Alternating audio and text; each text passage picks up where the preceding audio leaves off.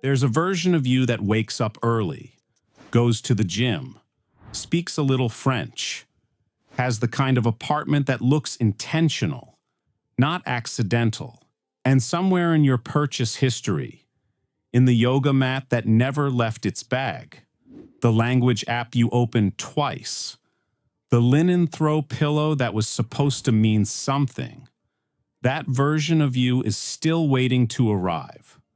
We don't buy things. We buy the people we're trying to become. And here's what nobody tells you about why that purchase never actually gets you there. Most people frame overspending as a willpower problem, a discipline problem, I really need to delete the app problem. But research in consumer psychology tells a different story.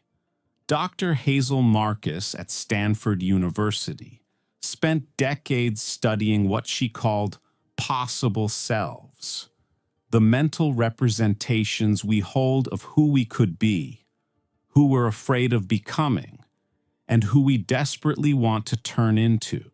Her research found that these possible selves aren't just idle fantasies. They function as active psychological motivators. And when the gap between who we are and who we want to be feels unbearable, the brain reaches for the fastest shortcut it can find. Not therapy, not change, a purchase. This is what psychologists call the actual self versus ideal self gap. The distance between the person living your life right now and the person you believe you're supposed to be. That gap is uncomfortable. It produces low-grade shame, restlessness, the feeling that you're running slightly behind on a timeline no one gave you. And the brain, which is wired to resolve discomfort as quickly as possible, discovers something remarkable. Buying an object associated with the ideal self temporarily closes that gap, not because anything changed, because the nervous system briefly believes it did. The yoga mat isn't a yoga mat.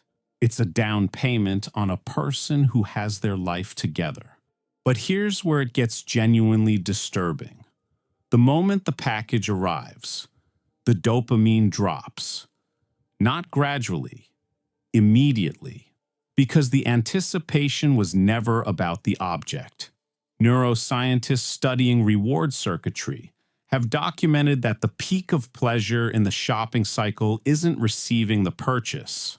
It's the click of the buy button. It's the hunt, the add to cart, the browser tab left open for 3 days while you talk yourself into it.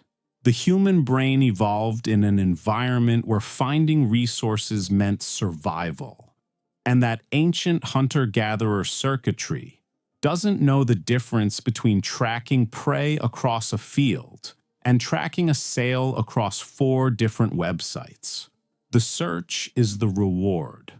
What arrives in the box is just clutter waiting to happen.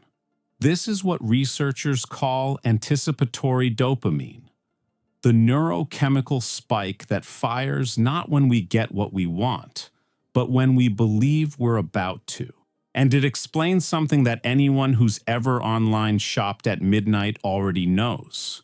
The high is in the scroll, not the package on the porch. So they buy it, and it arrives. And for a moment it's real. The candle, the jacket, the course they'll definitely finish this time. They arrange it, photograph it maybe, feel briefly like the person who owns this thing. And then, nothing shifts. The apartment still feels like theirs. The morning still feels like theirs. The gap is still there, untouched, waiting. And somewhere around day 3, the object stops being a promise and starts being furniture. Evidence of a version of themselves that never quite showed up. And this is where loneliness enters the picture, because it almost always does.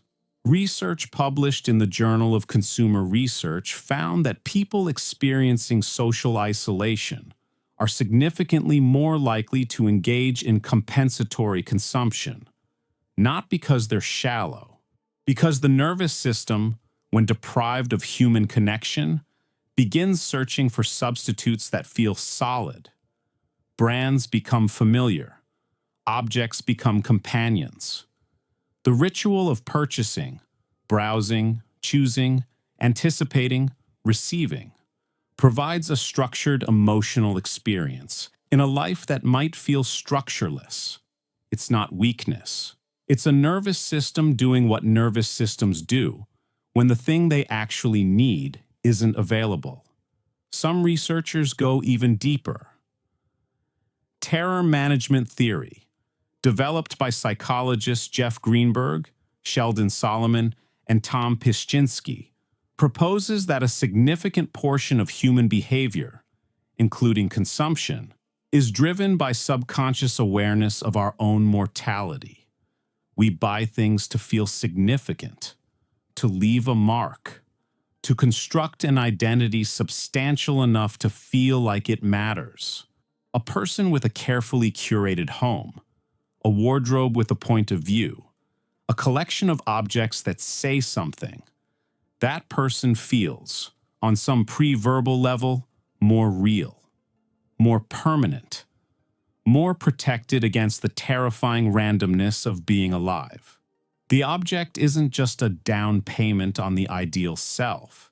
It's evidence that the self exists at all, restless but searching, spending but never arriving, filling the space but never filling the feeling. That is the person whose cart is actually a map of their interior life. Not irresponsible, not broken, running a very old program on very new hardware, in a world that has weaponized that program and turned it into a business model. The first time it happens, it feels like self-investment. I'm treating myself. I'm building the life I want. There's almost a logic to it. Successful people have nice things, so acquiring the things is a step toward becoming the person. But somewhere along the way, the equation stops adding up. The things accumulate. The person doesn't change.